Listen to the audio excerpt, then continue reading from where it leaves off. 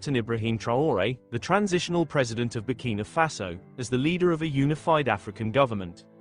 A petition advocating for Traore to become the president of Africa has gained significant traction, sparking widespread debate about the future of the continent. But what does this movement truly mean?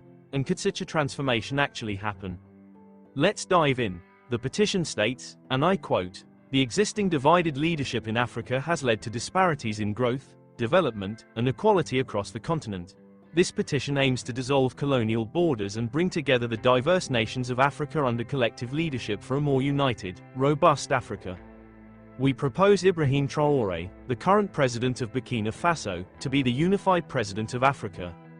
With a solid track record, his leadership would ensure equitable development, a single currency, and a unified national flag representing all African nations." Out of more than 1,733 individuals who signed the preceding petition, a significant majority supports a borderless Africa led by one leader. Now is the time to heighten our efforts. Unity is strength. Together we can build a stronger Africa. Let's unite Africa under one leader, one currency, and one flag. End of quote. But is this vision realistic? Let's find out. Captain Ibrahim Traore took power in Burkina Faso in 2022 after leading a military coup against Paul-Henri Damiba. Since then, he has positioned himself as a staunch anti-imperialist and a defender of Africa's sovereignty.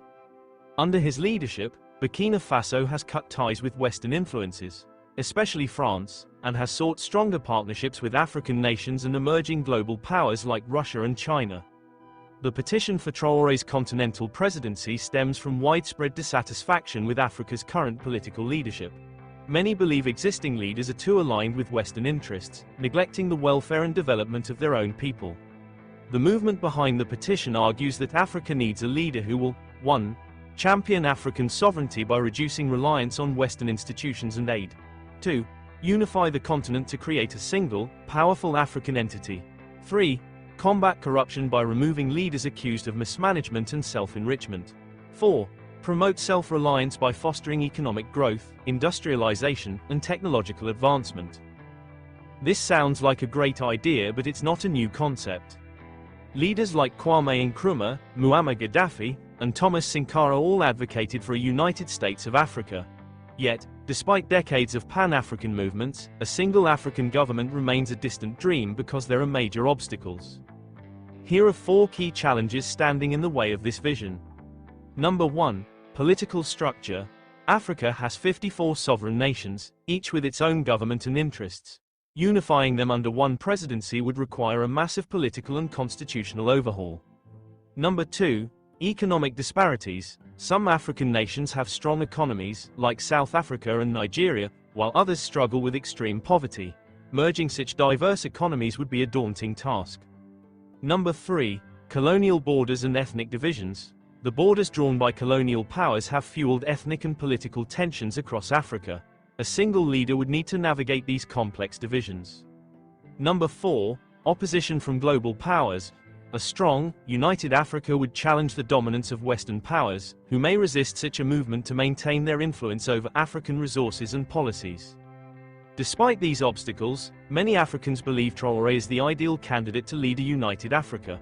Why? Here are 4 reasons why Traore has gained so much support. Number 1. Anti-colonial stance. Traore has actively expelled French military forces and cut economic ties with France, appealing to Africans frustrated with lingering post-colonial influence. Number 2. Youthful leadership. At just 36 years old, he represents a new generation of African leadership, contrasting with the aging politicians who have held power for decades. Number 3. Military and strategic experience. As a military officer, Traore has shown tactical expertise in handling security threats, particularly terrorism, which remains a major issue in many African nations. Number 4.